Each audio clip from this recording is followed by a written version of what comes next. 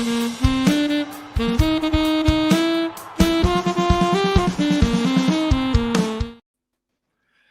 evening, good evening. Thank you for joining us on Follow Everton. I am Yann, and the blurry shape that keeps changing is Mabsy elsewhere in the country. So I do apologise, everyone. I've got hotel Wi-Fi and 5G is not great. I'm down south, so I do apologise. I'll do the best I can. Well, we are doing the best we can. Standards, I think, expectations and hopes and reality, I think, was the theme of today's press conference, wasn't it? I think that would be a good way to start. But before we start, I'm just going to have a rant. Not like me, I know. Right. Okay. But before you do rant, thanks for joining us. Thanks, Wormy Spoons. Yes, we did sign a player. We're going to touch on this. Ryan is going to join us in a little bit because it's Friday night, and David Moyes. You know what? I don't know. Has he actually signed? No, I don't know. I thought it was medical, but. But thanks for joining us on a Friday. It is after 7:30. You probably, well, as I said, it's a bit late, and looking forward to the match tomorrow. Yeah, Ryan will be joining us. So basically, can I unload? Can I unload? Right. So I've had a 7.5 hour car journey today. It was meant to be about football. Yeah. Don't worry, it's about Everton, so don't worry about it. It is relevant. So I'm a little bit grouchy. So get in the hotel room, check in eventually. Yann sends me the presser. Now, I am sick and tired of, you're quite literally... 10 minutes? 10 fucking minutes, and you're scrolling through, trying not to miss anything. You're scrolling back, scrolling through. What is that about? Just play it when he fucking comes in. Why do you need to see the woman... Oh, it just annoys me. Right? Why let people wait on for 10 minutes? It's rude. It is rude. Actually rude. And I just think, if you can't start a press conference on time, well then just start the stream when he comes on.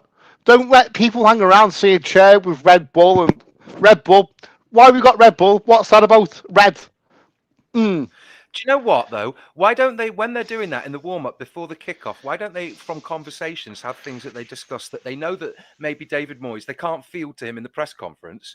And why not then have somebody else from the club who, if the club are happy to talk about certain things, just have sort of informal stuff, or at least something. Or a bit of a joke with them, you know what I mean? They're sitting there like lemons. We're sitting there, well, I'm not because I've been sat like lemon driving, but... Yeah, we got people, good people, right? Waiting 10 minutes of their lives on just watching a chair. Literally watching a chair. Were me on about us with our audio levels or Everton because they haven't had Gravelly Joe, no Shovelly Joe. Yeah. So with that in mind. Right, punctuality. We're a little bit behind. I don't think we can take the high and mighty road, but we're not Everton football. No, we did. Oh, hang on. We didn't let people hang on and watch a blank screen with a chair. We quietly started the stream. Sometimes I fear that they may as well. I do. Oh dear. Yeah. So I'm a bit of a grouchy. Yeah. I love driving. I do. But 7 fucking hours to get to Dover. What the fuck's that about? Right. Okay. So here's the thing.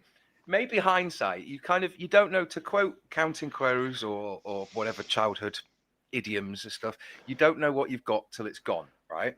And I'm not saying, oh God, bring back Dyche. Oh no, this isn't the Dyche appreciation. Ryan, we've been through this thousands of times before. We've been through it when he got sacked. Oh, I miss Dyche. Oh, I love Dyche. Go on. Okay, cool. Go on. Thanks. So you are a little bit grumpy today, Mabs. You need a nap. I do actually, and I also need something to eat. So yeah, go on. So basically, the presser was the whole theme of it was don't get your hopes up. Essentially, it was remove the pressure on the players. They've been through a lot. Moyes realizes how hamstrung we've been, and also, well, he said in his own words, don't forget tree hugging referees as well, because the best in the world. La-di-da-di-da, there's no issues with VAR. There's just, Michael Oliver's amazing. He's the best referee. All the referees have worked in Spain, and absolute stunning quality apparently. The thing that I've Where- just realised recently, though, is it going to make a difference whether you openly criticize whether you're right or not, what you say about somebody? If it's look, anyway, back to the presser, because they skirted over that, and oh god, that's a whole other thing we can talk. This goes off the rails, but you want to. And I love. To be fair, I've got to say, sorry, Julia Ball's absolute question was a belter, by the way. Oh, the one Absolute about belter. converting. It was. Was this the one about needing to make more opportunities to score and then needing to actually convert the chances, whether you were making more chances? No, play Michael Keane up front. Oh, yes. Yeah, absolutely belter, Julia. If you're listening, amazing question. Yes, but then Moyes for a second did sit there and he said, "Let's be fair, he's not a centre forward." But then people of other, yeah, sorry about that.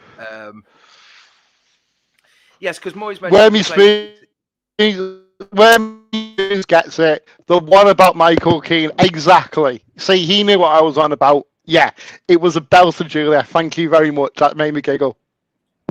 Yes, but Wormy Spoons is also brilliant. He's got a good point here.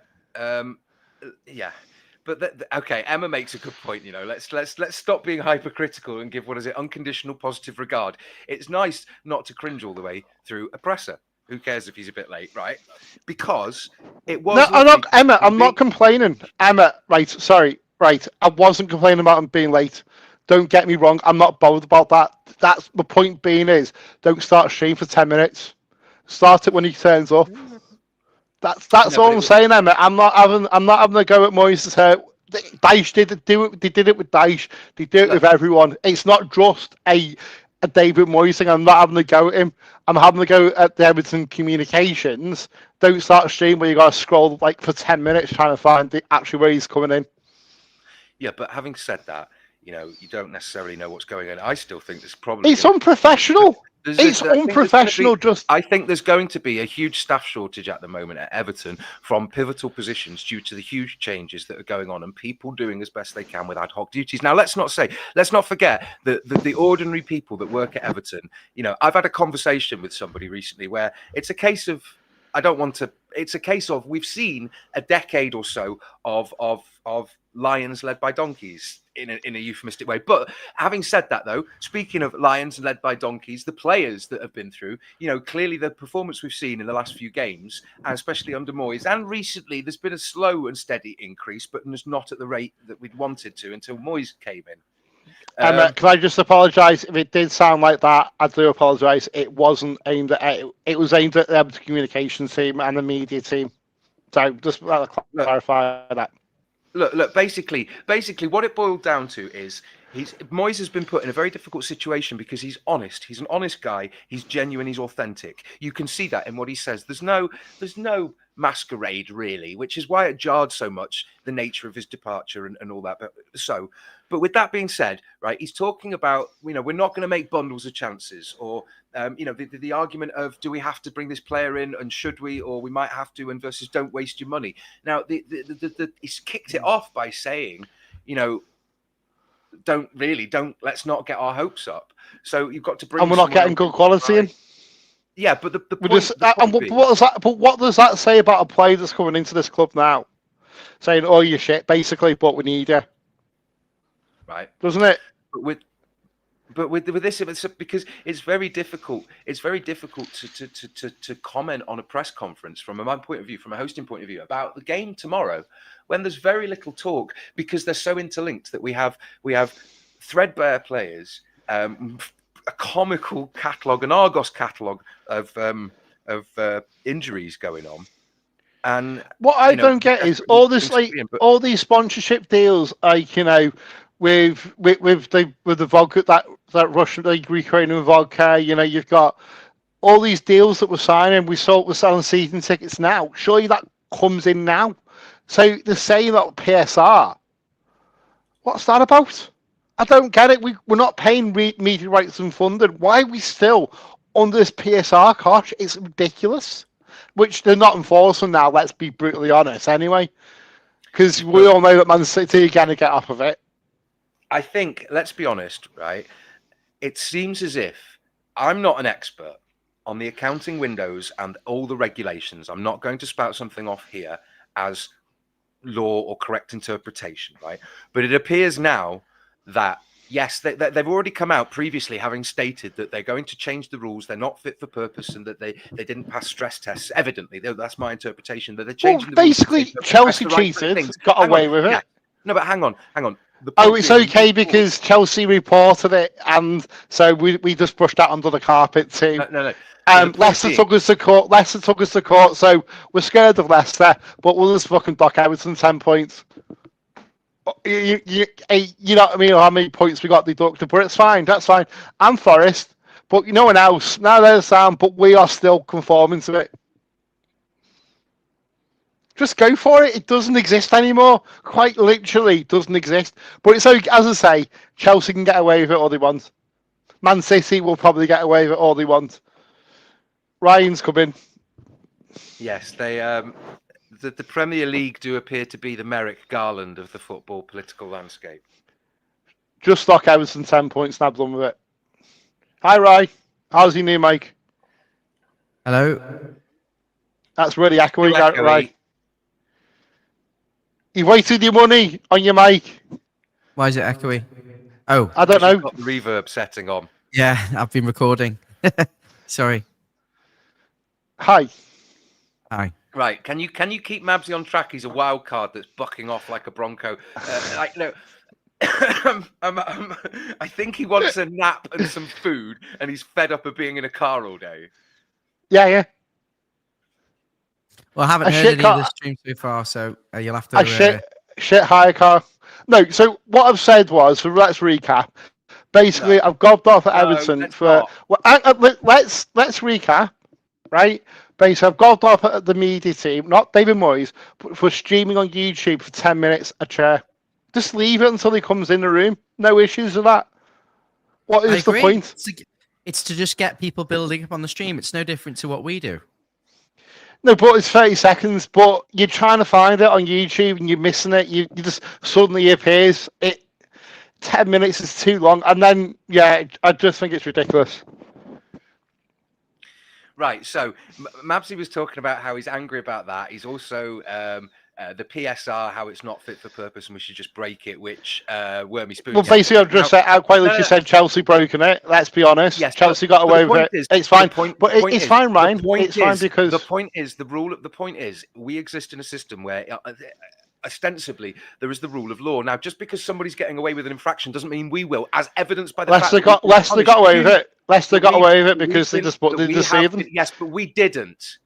There's no point. Man City going to get away with it because they're suing them. Yeah, and Chelsea's all right because they reported it, and it's okay because we've moved the hotel to a different company, so we just move money around. But that's fine, no problems. Instead, my point being is PSR is unenforceable now. Surely, that's what the Premier League have just indicated, and also dropping our further charge again. It's dead in the water. Why is PSR still the thing now? With the amount of sponsorships we've got in for the Everton Stadium or Bramley Moor, whatever they're fucking calling it today, you know, the Stones and whatever, the sponsorships, and the season tickets and the corporates and. You know, where's that? That should surely account for it. Have we done the Leicester preview? No, don't be silly, Ryan. So, I was saying that there was very little talk in the press conference about the Leicester game besides the shortage of players that we really have, evidently. I mean, we've lost DCL, Mangala's gone, McNeil's had minor surgeries, back in the building but nowhere near training. Chimiti's on the grass, 4 weeks away. Irabunum could feature, but then maybe that's just out of necessity because Moyes has said that he needs more training, maybe a week or two. Garner obviously had a sub appearance, but does that mean he's match fit? But necessity will have to be. Yeah. And in response to Keane, I mean, basically, Moyes said we're going to try anything. We need everyone to be adaptable and flexible. So my hope is that we're going to come out and see some magical type of total football. It's Ted Lasso incarnate. As I say, I pointed out Julia Ball's amazing question. Michael Keane up top. Yes, please. Let's have some of that. Listen, Yeah. yeah. Oh no, that's it. I think Michael Keane up top. So yeah. No, but somebody, I think it was Emma or somebody said, forgive me for forgetting it. I saw it in the comments before. Dicey would have ended up playing Keane up front. Oh, there you go, Peter Duggan. People need to sling their hook. People need to read some light philosophy with that Michael Keane up front. It's practically where Dyche was guaranteed to be gone. Yeah, I mean, well, that's just Stoke Route 1 lump football, but at least we've seen some cohesive football. We've seen a cohesive press and pressure. We've seen adaptability and flexibility with some old style Moyes that we saw in his first tenure as manager. Well, happy. Like, desperate times calls for desperate measures. We got no. It's not desperation. It's besides the squad. I mean, the fact is, we drew with Leicester at their ground in September, 1-1, wasn't it? Was it? And Dye got the goal. Now it's not as if we were in a much better position back then either, because DCL wasn't scoring, and I don't know. Am I too hopeful for a change? I'm not liking positive, Yann. I'm not. I just think sometimes, no. What's that about? Why? Who are you? What's happened to you? I'm therapy. Right, Oh, God. right. Moving on. Let's get this fucking show back to what it should be. I'm taking over now. I've had enough of you two. Okay, now. Right. Welcome to Follow Everton. You love us, really. If you interrupt me again, I'll boot you off. I'm being strict now because the people are getting annoyed in the comments.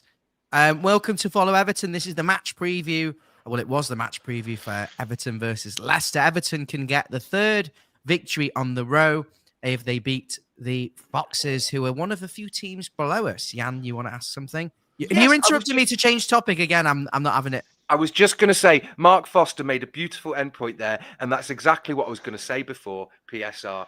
This year, accounting windows, Friedkin making sure that everything is all boxed off because of the rumours before. About but one point being is, we have the money coming in now. Accounting periods and it's... Yeah, but it's still coming in now, isn't it, for this accounting period? It's still there. We're selling season tickets. We're getting sponsorships. No.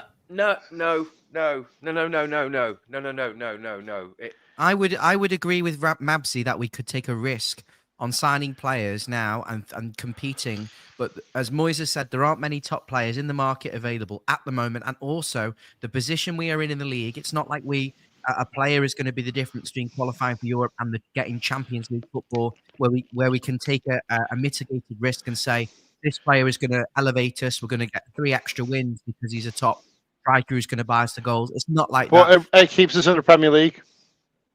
I think we're going to stay up anyway by default. Anyway, if you two divert back to PSR again, then I didn't start this, by the way. It was brought up. No, the only reason I brought it up was because it came up quite a lot in the press conference, where the whole thing was worded very carefully. Oh, okay, fair enough. Right, and he was saying Moyes said he's really surprised to see the way that it's restricted the football club at Everton. Well, they should have been honest with him at the start before he took the job. Yeah. Hang on, they must have. No, please. He said he was surprised to see just how much it's affecting a football club, the PSR restrictions in place, and not just in these ways, but for example, he went on to say how frustrating it is to know and identify certain types of players that you want to go out and get, but to not even be able to enter yourselves into the mix simply because the standard of players that you want, and we're then going to have to be hamstrung by these restrictions that seem to, obviously, and Mabsy's getting pissed off, quite rightly, that they seem to have been arbitrarily or unfairly or not consistently restricted. I mean, we're the only club. This is why I'm trying not to get pissed off, Mabsy. Can't we just sell something for £1 billion? No, right. Chelsea got away with it. Now. So he's saying that business is hampered. There might be some signings, but not the ones we'd hoped for. And when asked, is the squad strong enough to survive? He said, I hope so. Right. So evening, yeah, absolutely, Richard. Right, let's get on to the preview now.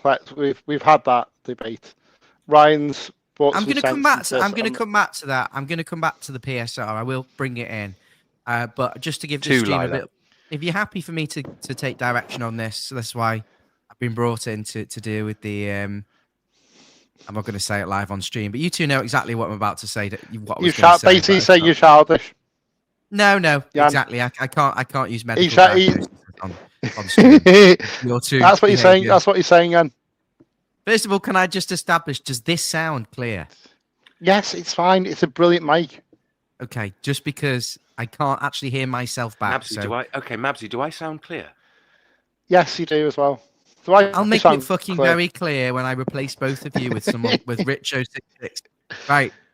Woo, Welcome handbags. to Follow Everton. This is the match preview for Everton versus Leicester. Okay, David Moyes had the press conference today. Some of you will have heard little bits about it. He talked about various factors, including PSR. We have gone through that. And the injury news, Dwight McNeil, as you say, has had surgery on a knock. He looked at an injury, an ankle injury. He's already been just out went to small surgery Why on his knee, and like it just looked like Small I surgery on went, his knee. hmm. He's had That 6 wasn't weeks me, out. by the way, Ryan. 6 weeks out I'm already. behaving. 6 weeks out already with injury. He's one of the few players this season that has been productive with goals and assists. He is a big loss, especially when the likes of Jack Harrison doesn't know his left arm from his elbow. So you're struggling there really with the loss of Dwight McNeil. The other injuries, as you know, Yusuf Chamiti out for another 4 to 6 weeks. I don't think he's going to have a chance at a sniff this season. It's basically a write-off for him. And then Orel Mangala, ACL, he'll be back to Lyon. There was some talk potentially about him staying at Everton, but I just don't understand why that would be relevant. He's on a loan, an ACL injury. He'll be lucky to return within 9 to 12 months. Yeah, it's negotiating with the parent club, isn't it? Like Brozier, I think that's we don't need him. The issue that we have. Well, regardless, if he's out for a but season. Point is, Ryan. Yeah, of course, but it's about negotiation with the parent club. They may choose. It depends what was written into the loan agreement, because the likes of Chelsea season-ending are injury, being very he's on stubborn loan. over it. We may, Yeah, but we may it still doesn't matter because.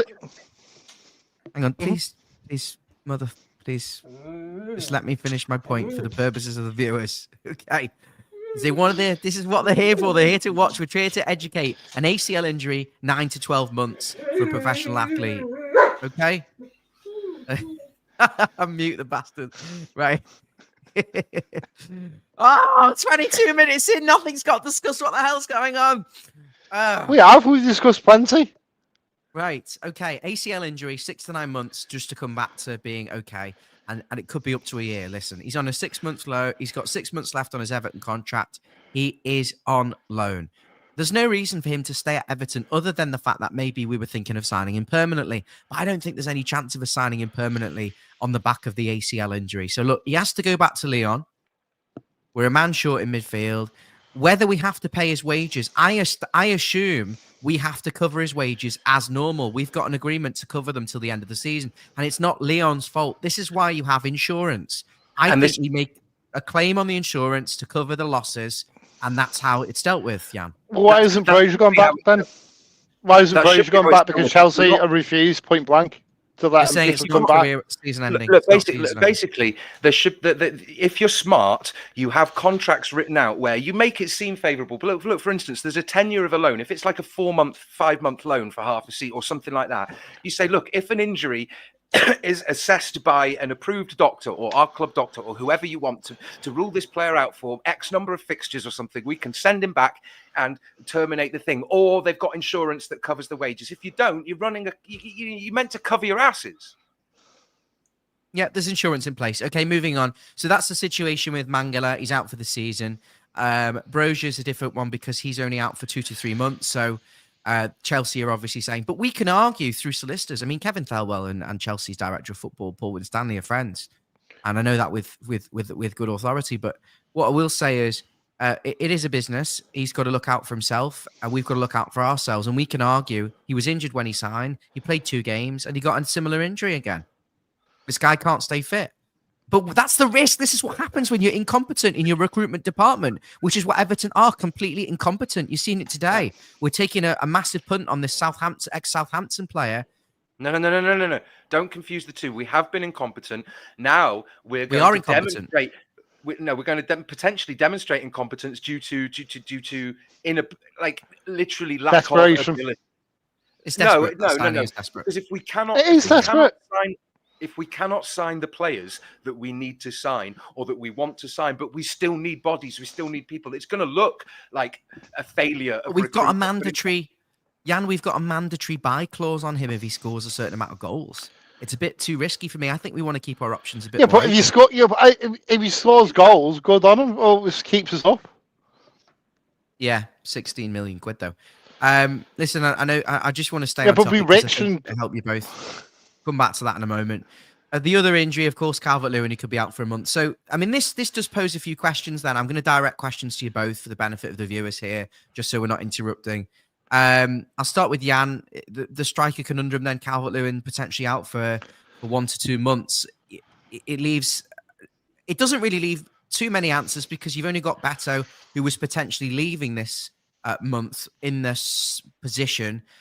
Can he play 90 minutes? And if he can't, then really, who do Everton turn to dig you out that? If he can't play 90 minutes, he plays as long as he can. If he's the recognised second choice striker and he's here on a contract, regardless of how people feel, like I don't want a case of any hint of the fucking Neal Maupay. Sorry, I know I put that in the tag there. I don't care because the guy's clearly demonstrated by his actions that he's got no bloody brain in it, like at least from a professional level. Now, if Beto wanted to go, I could completely understand because he might have been missold. We don't know, and he wasn't given chances. Quite rightly, it's been frustrating to see how we've failed to deploy him. But now things have changed, right? I would love to see him given a chance, and people can change their mind. People change. That's the point of life. Yeah, right. Absolutely. I'm changing my mind about bloody Mabsy on Follow Everton as we speak. I'm only messing, Mabsy. No, you're not. So Yann, we're short on numbers up front. A lot of people in the comments, Mark Foster, just bring Mark his comment in. He's saying tomorrow result will affect our transfer dealings on Monday. I don't think they do, Mark. I think we need the players that we need regardless. I think the defence is the only position we can tolerate till the end of the season, although I would like a left back and a right back. We've got to try and get recruitment. That's half the defence. Yeah, I know. Yeah, but I'm thinking moving forward to becoming better, to take you to the next level, you need a left back who can get forward and a competition at right back. So I've got a question for Mabsy then. In the midfield, Mabsy, this is slightly more of a debate, but you could argue for many it's very clear James Garner comes straight into that midfield for Tim and isn't really for Mangala. And I'll be honest with you, I'll just give you my thoughts first. I would prefer James Garner fully fit anyway. I think Mangala is a very decent player, but there's nothing that cannot be replaced in there. I'm not seeing a player who goes past people, who scores goals, who makes goals. I'm seeing a very, very decent defensive midfielder who's technically quite good. But I think James Garner, he's got a little bit of quality, and I'm happy with him to come in. What do you say? Would you go for Tim Arabunam or bring Doucouré back and find another solution? No, I think you have to go with Garner, don't you? James Garner. And yeah, well, it's going to be a tough one, isn't it? Because as I say, there is that competition. We have got some depth in the squad. Like, I'm not saying a lot, but yeah, I think it's either Boomans or Garner's. Not. I wouldn't say Doucouré. Who would you go for, Mabsy? A Garner. Yann, just coming on the back of that, is it so straightforward for you? Is James Garner in there? Would you bring Doucouré back, or? To me, it really depends on fitness, because I prefer to see James Garner. He's got a calmness with him. He has this ability to play the way he plays looks like he's saying, "I'm playing football here," rather than, "Oh God, the ball's there." He's got a refined mentality when he plays the game, and it's a calmness, it's a composure. Even if he's under pressure, and I think he's a touch of quality. Like, in a way, there's the talismanic presence that, in a similar way, that Phil Neville brought when he joined Everton at the time. Do you know what I mean? Or maybe it's not the same. Because I know James Garner's young, but he's got that quality. Oh God, I've just seen Wormy Spoon say he might throw Young in midfield. Mm. Mm. I mean, No. you would expect a very settled Everton team on the back of those last 2 results. You do want more productivity than we displayed at Brighton. And I do think tomorrow against Leicester City, I'm just muting Mabsy because of the breathing noises. Um, I'm muting you as well, yeah, and I'm going to unmute you in a direct.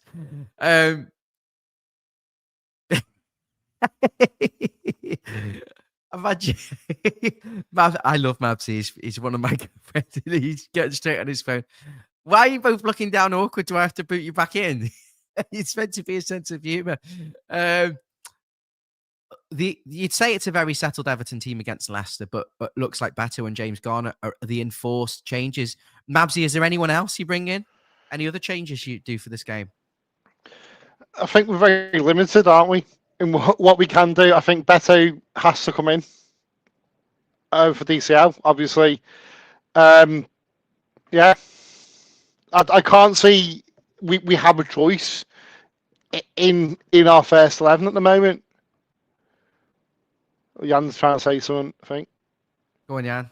Why not augment the team with like a youth player? I mean, we've seen them on the fringes. If you can put a youth player on the bench and play him for 5 or 10 minutes here and there, and still not play some other players, right? Why can't they potentially come in for? Yeah, but are they good enough? Mm. That's the issue. I would say there must be a reason. As I say, Moyes has never been shy of putting in youth, as we know from his first tenure at the club. I'm just thinking about something really funny. Everton have obviously not announced the signing of Carlos Alcaraz. The news today was that Flamengo in Brazil have announced the signing Everton on loan, Carlos Alcaraz. Now, Everton have apparently distanced themselves, according to Rod Ross, and also from what I saw on Twitter before, distanced themselves. Is this a classic Everton moment where a player you don't really want, you get dangled the carrot in front of you about this player you're not too fussed about, the deal doesn't go through as intended on the day, and then, Yann, we signed Marlon Fellaini like at 2 o'clock in the morning. Please don't kill the joke before I've delivered it. Oh. They've dangled the carrot in front of you about this signing. You don't care for this signing, but you'll take the signing out of desperation. The Everton don't announce it. It gets to the 1st of Feb. Everton don't announce it. No other signings happen, and you're feeling even more desperate. And then by the end of fucking 2nd of Feb, you're just bloody grateful that at midnight, at 5 minutes to midnight, Everton finally announced the signing of Carlos Alcaraz, the one player that you weren't even that fussed about because it's been dragged out that long. That made you feel like that is an amazing moment. Yann, have you got any thoughts? Could that be happening right now? Yes, I have plenty of thoughts. That's happened before, hasn't it? Very obscure, not very well known footballers who've angled for transfers away to European clubs that then turn out to either not be footballers, be permanently injured, or to just be a complete. Yes, I have plenty of thoughts. So perfect fit for Everton then, pretty much. For a second, when people are going, when I'm looking at it going, oh, there's rumours, and they've announced it and Everton haven't, and then I'm looking and going, there's no reputable news sources here. There's no sort of citing or anything like that. The club, though, the selling club. What is interesting is that in the press conference, what I took for... No.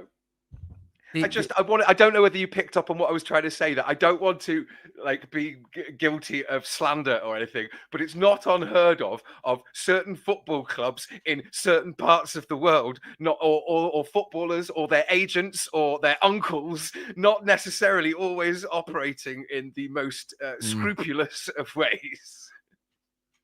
That's all I'm saying. Did either of you think it was bizarre, that press conference, how Moyes changed his tune from being extremely positive, we need new players, we're going to get players, we're going to do business, to I hope the fans will see that we've tried for business and it's not for a want of trying, and all of these other factors that he's made, and he completely changed his tune. It was kind of very negative. Yeah, I I kind of think it could potentially put them off, by saying, well, we're getting what we're getting. What message does that send out to? I mean, we don't want him, but you know what I'm saying? What a manager saying, well, we don't want him really, but he's the best of a bad bunch. Yeah. Yann, whoever says when they're about to make a signing in the press conference an hour before, we might get some players, but not necessarily the ones I'd want to get if I had money. And I'm going to have money in 6 months. I know.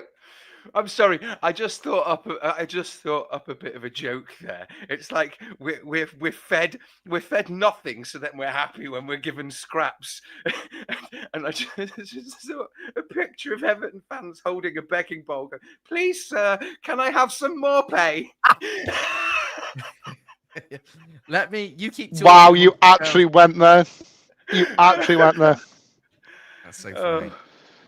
Everton fans, I'm using Grok now, AI. Everton fans holding, begging bowl. Oh, look, if this is true, Mark Foster's just said Flamingo sporting director has issued a statement, if true, saying they let him go so he can develop as a player. I don't know whether that means they let him go to Everton or whether they've let him go because he's problematic and then his agent, representative, whatever, is now trying to wangle him on a deal. Look, Everton are signing anyone. They're desperate. Go over to Liverpool. It is a bit of a weird random signing, isn't it? But maybe plenty of coke. What is it? Plenty of coke and women, allegedly. Just these are the Groks. These ones, I'll show you them now.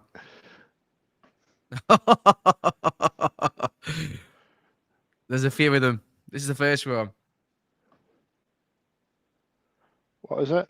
Everton fans holding a begging bowl out. Oh God! Oh, have you just created that on AI? No, I didn't realise this. I just thought of it as in Oliver, please sir, can I have some more? Please sir, because we need a striker. Please sir, can I have some more pay? I know, I get it. Terrible. Yeah, we do get it, but yeah. It's just, yeah. I mean, that's how desperate we are. I just...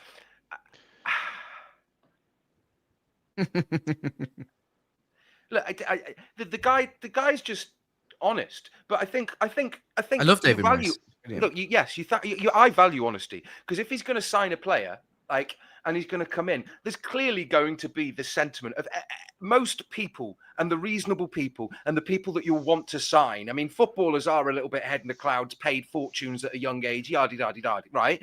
But they're going to go, I'm at this standard, I'm not. And then you have self-doubt of a young, promising player. And then you have you just tweeted that? You've just tweeted that, haven't you? Ryan's just tweeted that picture. Mike, in the comments, please watch your language. I don't want to have to ban you, please. Don't like that. Can't speak about people like that. Oh. Sorry, go on. What, the Peter Doggett? What? Oh, sorry. No. Go on. Okay. Yeah, I don't know what you're on about. Sorry. A bit touchy, isn't it? Hey! We've got a new member. Welcome. Well done. Thank you very much. And you know what? I just want to say something to all you lovely folk watching. We're nearly at 3,000 subscribers. And this has been an ongoing joke now. This is Ryan with the begging bowl out now. This is just taking the piss. We've got 2,992 subscribers. Come on. What is going on? Give me that. We want that 3,000 figure. If you haven't already subscribed, hit that subscribe button. Look at the investments we're making into this channel with this beautiful microphone. Go on. I mean, what's happening with Ward-Prowse then, seeing as it's brought up? Because he's obviously not played. Has he been injured? He was at the start of the season, wasn't he? Just saying, flash the original. I'm trying to bring in some of the comments. Are we looking at the Leicester team? So I'll just have a look at the Leicester results, and the Leicester team, of course, they've got their manager Ruud van Nistelrooy, Man United legend. I mean, yes, legend. I respect him as a player because he was a bloody nightmare. They are the team closest to us. For Leicester City, this is what you call a 6-pointer. They sit on 17 points, Everton on 23. If Leicester win this match, they are 3 points behind Everton and very, in touching distance. But if Everton win, that puts real daylight between the two clubs. Everton would move to 26. And that would be 9 points ahead of Leicester. And this is a real 6-pointer. You can argue a draw for Leicester would be an amazing result. Would you take a draw, Mabsy? No, I think it's crucial. We need to win. We need to win. To move up, keep us. It's as the old cliche goes. It's a 6-pointer, isn't it? Yeah, we is. Take your point. I mean, looking at the gap between us, do I want us to win? Yes, it's a home game. We can win. Even with a threadbare squad, we can make it scrappy. We can get a goal. We can fucking win, right? But would I take a guaranteed point if it was, say, a clean sheet? The gap. That's another 0-0. I don't care because a clean sheet's better than 1-1, I'd say. And if it's defensive and we play well, that's all I'm saying. I'm just trying. Let's not split hairs. But you asked me, would I take a point? A point would be 7 points gap over them, where we've played that fixture. I mean, I'm a bit apprehensive about some of the fixtures we've got coming up, but then when you look at some of the ones that Leicester have got, and the fact that we have that buffer over the relegation zone. But I think we should be turning Leicester over. I was looking at some of the fixtures. Why did you set me up? I literally said I want us to win 3 points. Yeah. We're at home. I don't think we can take a draw in that game. Because I looked at the fixtures and we've got to play Liverpool twice. We've got Manchester City. We've got some really difficult games. You have to play every team, though. We've had to play Spurs and we beat them. No, but in the running now, to play Liverpool twice, Man City, Chelsea, it's some really difficult games. I think tomorrow is a must-win. I really do. I agree. And it's also, sorry, Carlos Alcaraz is now due to travel to Merseyside and finalise a deal and have a medical at the club. Yeah, it's all agreed. He obviously hasn't had the medical. And they won't announce it till deadline day and make us feel like we've just been given the lottery because we'll have been that desperate over this next period. Now, what I think... Sorry. So I do think it is... I agree with you, Ryan. It's crucial to win. Just get more breathing space. And I think Everton have got, no matter who plays, whether that's James Garner, of course, coming into that midfield and Beto at front, I think Everton will have enough against Leicester to put them away and to win comfortably. And I really hope they do. I think that would give us a beautiful bit of daylight between us and the bottom three. But isn't it rather amusing that their last league games? I mean, they lost at home. They lost at home twice, and they lost to Villa. I mean, we lost to Villa, but they beat Spurs as well, didn't they? They did beat Tottenham 2-1 away from home, and that you can argue is a very difficult place to go. But Spurs very, very depleted, and Everton could have beat them 5-0 on the day at Goodison Park comfortably. The scoreline absolutely flattered them. But Leicester, they've only won one of the last period of games. Ruud van Nistelrooy was close to the sack, actually. Probably did a good thing, actually, that they beat Spurs, because it just keeps them in the mix with that same manager. It maybe gives them a bit of false hope, because I don't think they'll get out of it. I think looking at that bottom period of the table, I think it will probably stay where it is, but I can see Everton potentially, depending on the business they do over the next couple of days, looking at around the 13th or 14th place. Is it still Ange gone to pot to? Love it. We got Toffee, Pezza, all of this bad talk on how much of a bad footballer Beto is watching Banging 2 tomorrow. I never said he was a bad footballer. Who said this? Peter Duggan, we just need 5 wins maximum. Leicester have the worst back four in the league. I mean, could you honestly see Leicester or any of those other teams getting 3 more wins than we are before the end of the season and overtaking us? I find it hard to believe. About to look at Leicester's fixtures, right? And after us... No, I wasn't in Burger King. Right, here's the thing. Okay, FA Cup. Let's ignore the FA Cup. Let's just focus on the league matches. They play Arsenal at home, Brentford at home, then they're away to West Ham. And they've got Chelsea, United, City, Newcastle, Brighton, Liverpool, Wolves, Southampton, Forest, Ipswich, Bournemouth. So they've got an easier run-in, I suppose, but they've still got Bournemouth and Forest who are doing quite well. But you'd say that they could probably, if you're looking at it from a pundit, just predict it and pass it, there's maybe 3 or 4 games they're going to win there. So let's say 4 games, 12 points plus a few draws, 15 points. I'll just come in this comment here. I don't think Beto's had the chance. He's not really started. He's only become on as a part player. He's not been given the run of games ever. So why not go for Beto and see what he can actually do? Because I don't think we know. Yeah. Yeah, he had one or two games, but it's not consistent enough to judge that. Thanks, Toffee Pezza. No, Emma's made the point here. It looks as if we've not seen Beto been his strength. Look, Beto could be capable with his physicality. Maybe he can't get the high jumps, but he could have been doing a similar thing to DCL with capturing the ball and knocking it on. But as it is, it was lumped up to him to sort of knock on himself as a very isolated figure. And it just shows, like, it's not just Beto, but every player has almost lacked cohesive training, and it's very difficult. What do you improve on if you're given an entirely new system that doesn't seem to work, and you do it for 6 months, and then you get a new manager and you do, just I don't know. Right, guys, I think this stream is close to being wrapped up. There's 355 of you watching, been on for 46 minutes. I hope everyone's enjoyed it. Andy, can I get your prediction for tomorrow's game? 2-0. Was. Yann, have you got any hopes and thoughts and aspirations over tomorrow's game? Yes, I'd like to see Decordova-Reid get sent off early on. That would be lovely. He normally scores against us, doesn't he? I don't know. Didn't Usually he play in a for, Fulham shirt. Did he play for Fulham at one point? Yes, he was previously at Fulham. Yeah. Oh, quick fire. Would you take Willian?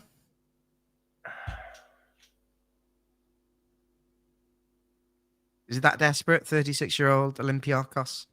I mean, we've got 39-year-old Ashley Young. I just don't see. Look, if we took him on a 6-month contract and then a pay-as-you-play. Just quick fire. I'm going to list some names to you both. Oh, I mean, does he improve? Yes, probably. Mabsy, would you take? Danny Ings? He's getting the new deal. Would you take Danny Ings?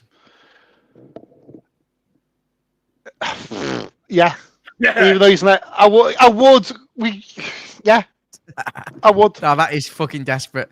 Let's have a look. How we are, but we are desperate though, aren't we? That's it. This is the issue desperate we have. For a striker, even with a fully fit Calvert-Lewin? I would argue we were. I wasn't putting all my eggs in Calvert-Lewin's basket just because he scored against the worst defense in the league. By the way, Danny Ings, how many goals has he scored in his West Ham Premier League career? So he's made 50 appearances, Yann. How many goals has Danny Ings scored for West Ham in 50 league appearances? Don't know. You can count it on one hand. He scored 4 goals in 50 games. He would suit Everton well. Yann, would you take Callum Wilson at Newcastle? Yeah. Would you take Callum Wilson, Babsy? Yeah. I mean, he is a proven goal scorer. He is, and why not? Give him a go. This is, I think, he's critical now. We've got how many days? We've got what, 3 days left? Because I don't know. Is he? Why have we not asked for Callum Wilson? He scores goals. I'll tell you how many goals he scored as well. He scored for Newcastle United. At this rate, I think I'd take Roy of the fucking Rovers, Ryan. He's got a 1-in-2 record for. He's got a 1-in-2 record for Newcastle. 9 last season in 20 appearances, 18 in 31, 8 in 18, 12 in 26. Mate, come on! I'm gonna tweet that.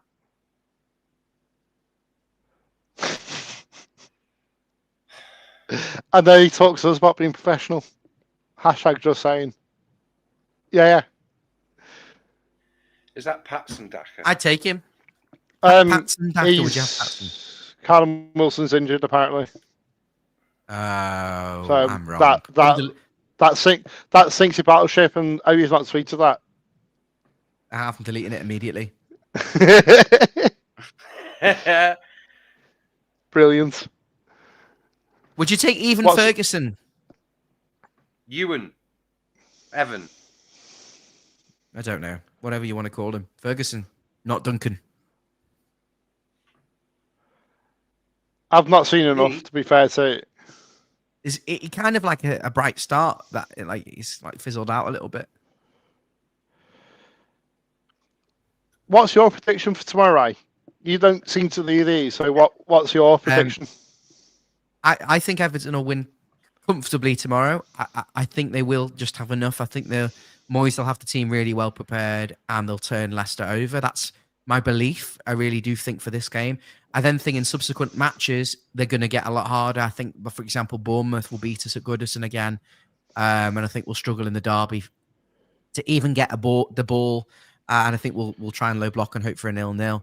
So this is a game we've got to win. I think we will win. We hardly touched the ball. Sorry. Yeah, no, absolutely. And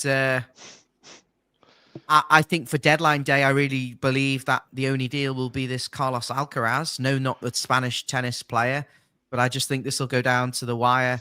Everton will delay the announcement, knowing nothing else is happening, thinking we haven't already seen the news, and dump it on us. But big shout out to everyone in the comments: Flash the Original, Peter Duggan, Neil Michaels, Emma, Blue Stew, Mark Foster, Roy Nixon, loads of you. I'm much appreciated. There's 356. And also, thank you for Pizza Prezza for subscribing. It's appreciated. It really is.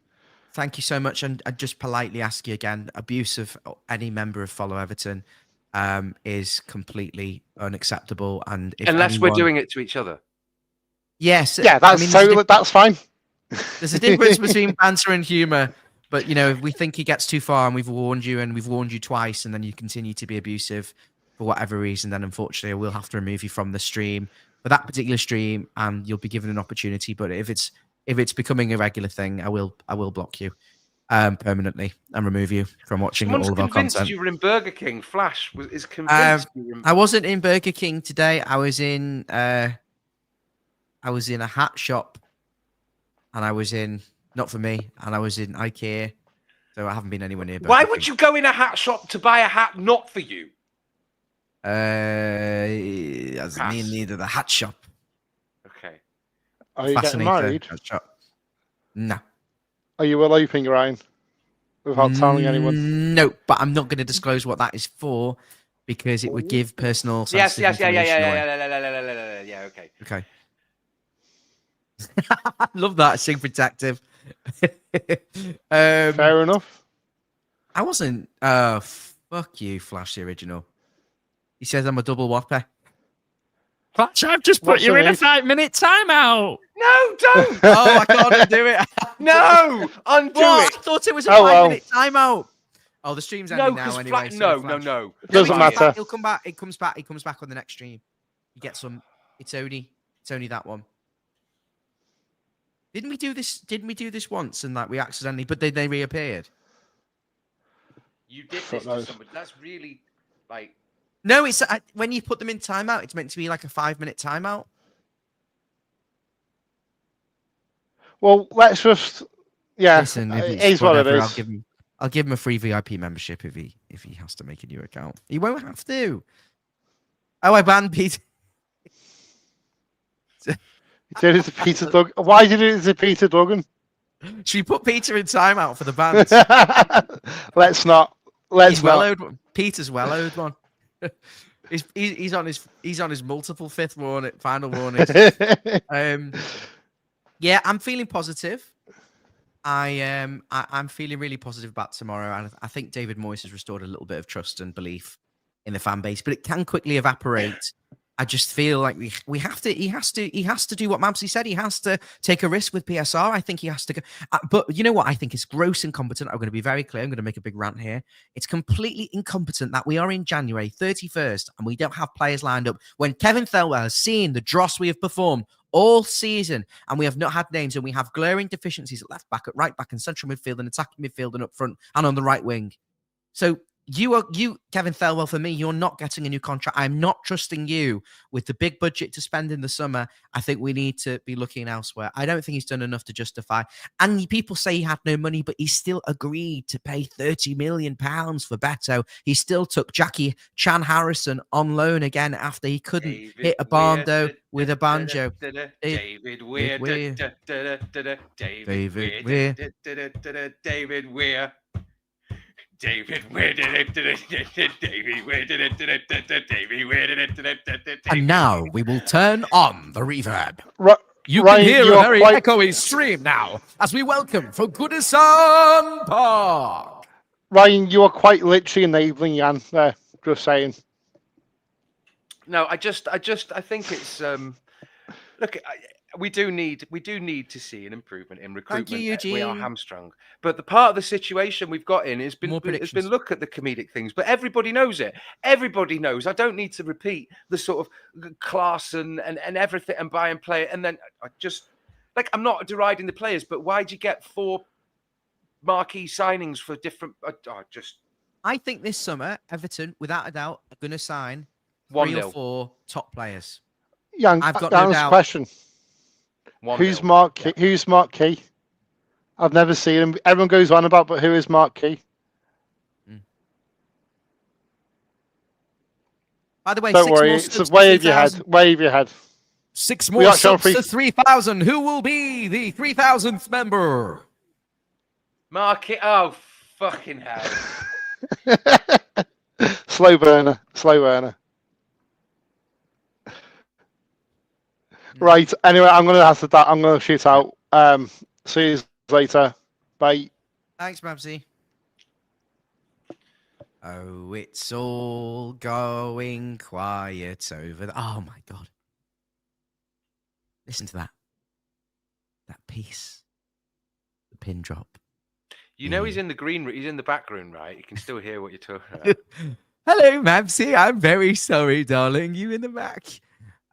The one thing I really like about this microphone is you do kind of feel now you're on BBC Radio Merseyside. I've got Yann with me today. Yann, how are you feeling, Yann? I'm a lot better now that I don't have a massive mic that looks like a long cylinder. He's at last. Oh, we love Mabsy. He was brilliant. He gets too excited, doesn't he? And he likes to jump in, but no. No, yes, but I do as well. Look, I don't necessarily know really what Moyes could have done other than be entirely honest. Because look, if you're honest, notorious for that. If you're honest, you don't have to lie. If you're honest, if there are players that aren't of the caliber required to meet the standards that you want to bring the football club to, maybe you're not adding quality, maybe you're adding bodies that get the job done and scrape over the line, but it's better than not trying to get over the line. And you never know, because really it's incredible what effort and energy and teamwork can do. I mean, when we think about championship, Premier League winning teams, the points differences that vary over time. You look at how Man United dominated in the late 90s and early 2000s. How the class of, was it 92 or something? The cohesion that they had, even as the players got older, because they invested in the youth or they got players young. Now, if you have oh right, yes, Flash. Sorry, Flash is back. I don't know if you didn't even see Ryan accidentally banned you, and I did. Well, I tried to chew him out because he was trying to put you in timeout for calling him a whopper. He's never done anything wrong in all the years he's been a member. I do apologise. Yeah, and I was a bit like, you dickhead, because I thought he'd permanently banned you. So sorry about that. No, we've done this before. It doesn't permanently ban. Well, yeah, I feel that there's no fault in being honest, because Moyes realizes that he's got the weight of expectation, and that in itself becomes an obligation to answer the fans, because all this talk, we demand something from the manager, from the press conference, from the football club, and we demand more on the pitch than what we've been getting, but we demand some degree of transparency when it seems like we've just been bent over and told, here, have some of this medicine. No thanks. Yeah, what to me though, it stunk of the fact that possibly been told in the middle of the month that we're going to sign players when he joined, and then he's been on the phone to every Tom, Dick, and Harry. How much is he? How much is he? How much is he? Then realised and gone back and gone, can we get him? No. And he's gone down and he's on the classic Everton 7th and 8th choice, 8th, 9th, and 10th choice, and he's come out and said, "Well, the issue for me players then, we're going to get, not the ones we want." The issue for me is maybe to as a director of football, here's what I would do as a director of football right now. Clearly, there's going to be some good clubs out there in top European leagues or in the Championship who are going to be solidly mid-table, not risking relegation. Obviously, places mean money, points mean prizes, all that kind of stuff. But you want to get on and ask them if there are any players that they have out there that we might want to get on a loan to buy at a reasonable price at a deal, or that will come on a 6-month deal because the clubs themselves have secured their position, or they've bought someone else in, or they're going to try some young player or something. You get on the fucking phone until you've got a long list of clubs that are actually willing to talk to David Moyes, going, yes, what do you need? What can we do? Yeah, I completely agree. I don't understand why Everton haven't been on the phone to every team going, this is what we need. Is anyone available? And say, look, we haven't got 50 million pounds, or we haven't got 30 million quid now. We'll offer you training. Come up to Finch Farm off season. We'll use our Premier League world leading facilities that we boast about to help lunch. You. Come and have a nice hot lunch with your nana in the cafe. But it's more than that. It's it just fucking drives me bonkers. You could do more. Ian, I think what we should do is, if I was negotiating, I'd be going, I want this player. How much is he? Okay. Oh, he's 30 million, right? Okay. I'll give you the money that you want, but I can only give you £1 million now. And in the summer, when we know for sure, if we are not relegated. No, that's arm's length deal. That's money laundering. Oh, you can have conditional clauses like that. Yes, potentially. Sorry. If it's a loan, if we are relegated, he goes back to you. If he's not relegated, we have a mandatory clause. That's similar to what we're doing with Alcaraz, but he would not be my pick of the bunch out of all the players, I can assure you. Some kid who flopped at Juventus and had to go back to Brazil to restore some credibility. And even then didn't do that well. But what? Moise Keane?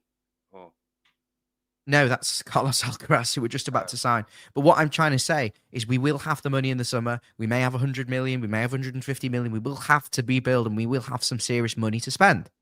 It is a fact. So can we say to them, look, we're not going to have the money now, but we need the player now because of the situation we're in, and we need time for him to adapt. Can we give you a payment now and then this large lump sum 1st of June? Or 31st of June, whenever it is. Yeah, I mean, look, sorry, Rod's pointed out, as quite rightly, Moyes has always did much better business than, or seemed to how he conducted his business. How Everton conducted his business, their business with him as manager was always a lot better, but than it has been. But essentially, we're stuck in a difficult situation. Yes, do we trust him? But equally, I know he could be doing. He will have done more and seen, oh shit, there needs to be immediate remedial action done. But shouldn't this already constantly be as a director of football, if it falls within your remit to deal with acquisitions and contingency plans for player sales and other things, in line with the coaching and the manager for the style of football that you want, isn't it obvious that there should always be a constant pipeline? It's like a sales department in a business. It's like we haven't planned ahead. We don't know what's coming next. And do you think Kevin Thurwell's contract? We didn't do it with Leighton Baines, and we didn't do it. We did. No, not okay. Yeah, we did. Luca Digne. We actually did. Sorry, no, sorry, we didn't do it. But we did that a bit last minute because it would have been nice to have gone out and had a young player. Because look at him, he just turned tail and ran when it got a bit tough. Okay, we don't know what happened. Oh, the truth will come out. Well, we didn't hear it, did we? Yeah. We didn't necessarily plan for Coleman, and he's still here. And now we got Patterson, and then we've thrown him aside, and it's just so frustrating because if there is an injury, then what you'd go out and you don't go out and buy 5 fucking number 10s. The only player I would keep in the summer who's out of contract is Garner Gay, and I agree with what people are saying because I think he can be a good squad player. The problem is his wages are very, very high, £120,000 or 100k a week. I think the Mangala one. Oh, we're wrapping up now anyway. I personally liked him, but I would like to see the second midfielder to have that defensive nous, but Yann to have a little bit more edge and a little bit more ability to pass and thread balls through, and a real playmaker who can defend. So I think long term we would have improved that position, and I don't think we'd have signed him on a permanent deal anyway. And on that note, we're going to wrap things up today.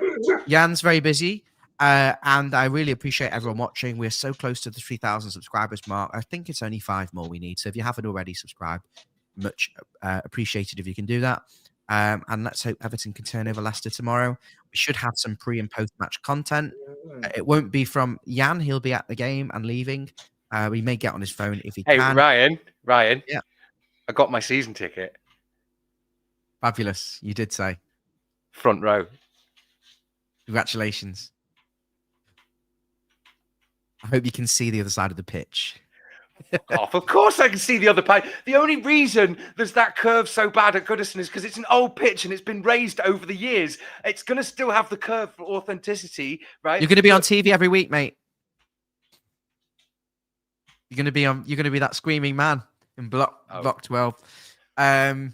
Congratulations. Thank you so much to Emma EFC, to Flashy Original. Thank you. Peter Collins, Rod Ross, much appreciated. We love you all.